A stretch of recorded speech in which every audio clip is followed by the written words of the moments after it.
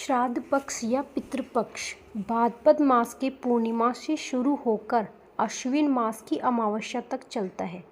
इस दौरान लोग अपने पूर्वजों की आत्मा की शांति के लिए तर्पण करते हैं, पिंडदान करते हैं, श्राद्ध जैसे कर्म करते हैं।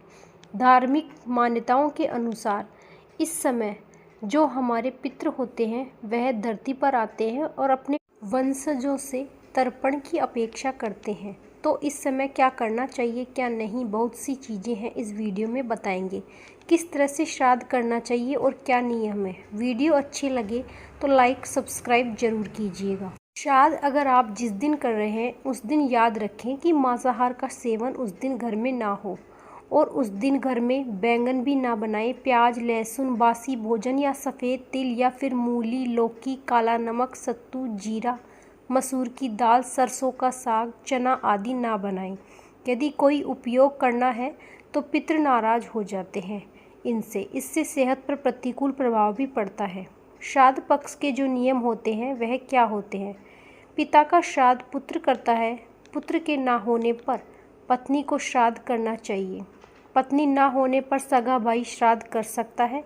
एक से ज़्यादा पुत्र होने पर बड़े पुत्र को श्राद्ध करना चाहिए। उक्त नियम से श्राद्ध ना होने पर पितृ नाराज हो जाते हैं।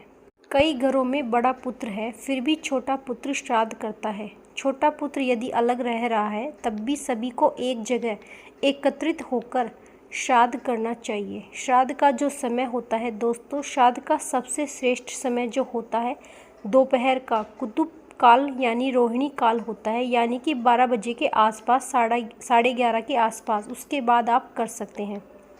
कुपुत काल के लिए किए गए दान जो होते हैं उनका अक्षय फल मिलता है। प्रातःकाल और रात्रि में श्राद्ध करने से पितृ नाराज होते हैं। कभी भी रात में श्राद्ध ना करें क्योंकि रात जो होती है वह राक्षसों की होती है। दोनों संध्याओं के समय भी श्राद्ध नहीं करना चाहिए।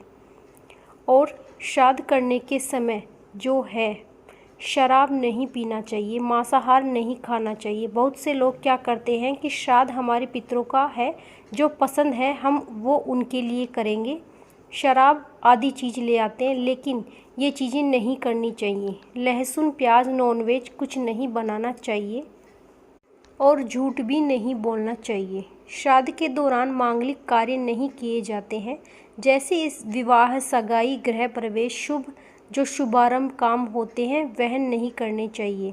कपड़े खरीदने नहीं चाहिए। आप कपड़े अगर खरीदती हैं तो ज़रूरी है तभी खरीदें, लेकिन श्राद्ध वाले दिन तो बिल्कुल भी ना खरीदें। चीज़ों का आपको पालन करना है। श्राद्ध में आपको कुछ अन्न जैसे होते हैं मसूर, राजमा, चना, अलसी और बासी भोजन जो होता है, समुद्र जल से बना हुआ नमक जो होता है, या भैंस, हिरनी, उठने का दूध या भेड़ का दूध, तो यह वर्जित होता है। भैंस का दूध भी वर्जित बताया गया है, इसलिए गाय का दूध ही प्रयोग करें। खीर वगैरह उसी की बनाएं। झाड़ू इस दिन नहीं खरीदी जाती। झाड़ू या नमक जैसी चीज़ें श्राद्ध में बिल्कुल ना खरीदें, पहले ही आप खरीद कर रख लें। इसका हमें पालन करना चाहिए। लंबी यात्रा से आपको बचना चाहिए और किसी का अपमान भी नहीं करना चाहिए। झूठ नहीं बोलना चाहिए। नाखून, बाल नहीं कटवाने चाहिए। आप पहले ही इन चीज़ों को करके रखें। लड़ाई झगड़ा ना करें। याद रखें दोस्तों, पितृपक्ष में 15 दिन हमें पीपल के वृक्ष में सरसों के तेल का दीपक शाम के समय जरूर जलाना चाहिए और पितृ गायत्री मंत्र और गीता जी के 11वें अध्याय का पाठ तो जरूर सुनना चाहिए। पितृपक्ष में सुबह जल देते समय सूरज भगवान को हमें अपने पितरों को जरूर याद करना चाहिए और क्षमा याचना भी करनी चाहिए। देखिए, आप अपनी जगह और मान्यता के अनुसार ही यह कार्य करें और बड़े बुजुर्गों की सलाह जरूर लें। श्राद्ध पक्ष में बड़े बुजुर्गों की राय जरूर लेनी चाहिए। अगर आपको हमारी ये छोटी सी जानकारी अच्छी लगे तो चैनल को लाइक, सब्सक्राइब, कमेंट में जय माता दी जरूर लिखिएगा। और इस छोटी सी वीडियो में अगर मुझसे कोई त्रुटि हुई हो तो मुझे माफ़ करिएगा। राधे राधे।